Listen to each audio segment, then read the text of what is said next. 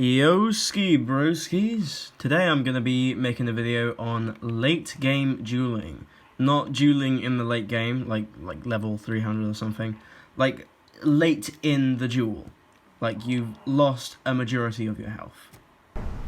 So if you're wondering why I'm in this smexy getup, it's because this is, well, the most optimal setup I found for late game dueling.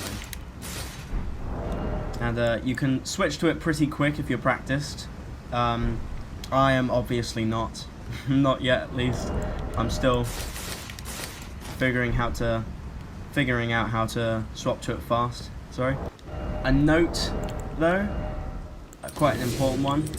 So when you switch off the Crimson, if you have the habit, basically, to switch off the Crimson Medallion, Amber Medallion thing, to the Blessed Dew Talisman for the heal buff,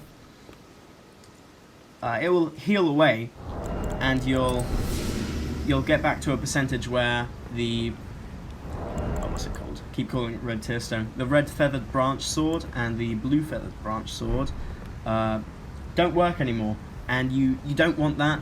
It's very easy to get one shot in this game, especially at this low health.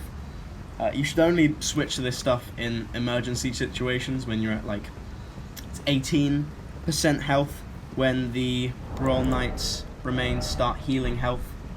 And with this setup, it does it 6 HP at a time. It could be 8 if you take away the Bulgot's armor and switch it for Royal Knight's remains. I just like having high poise. Tangent.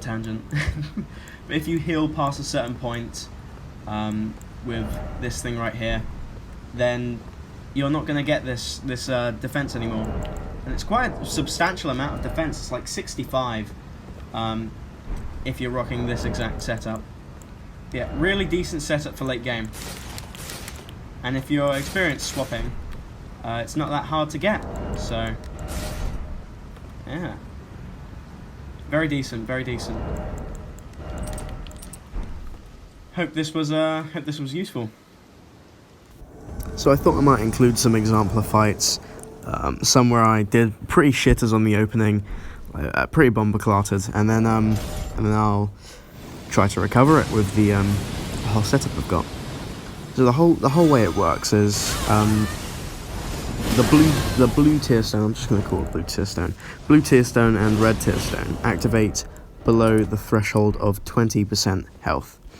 So you'll always heal, as long as you don't accidentally heal above that point with the Blessed Dew Talisman. With the amount of poise I've got on this, I can definitely tank a great sword hit, no problem. I don't want to get hit by a jumping attack though, because I'm scared that will one-shot me, and it's a high probability with the amount of damage everything does in Elden Ring. But I got exactly what I wanted, like a rolling R1, nothing, too high damage, and now I'm below 20% health, so I can get into that red and blue Tearstone range. And that red Tearstone completely clarks people. Look at that. That did so much damage on the rapier hit. It wasn't even the counter damage hit as well. For this fight, just basing off stereotypes like the players I've fought before, I kind of predicted that he was going to spam the weapon art, and I had a decent strategy, just in case that happened. I was going to, stack poise with that Wild Strikes weapon art.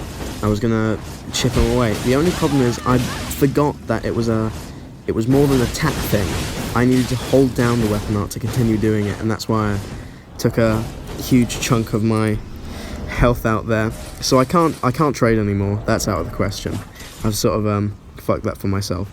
But since I've integrated this whole setup into my style, I now have a proper fighting chance. I can get rid of the rest of his health whilst not fearing for my life when I'm trading into that giant cacophony of sodding slashes.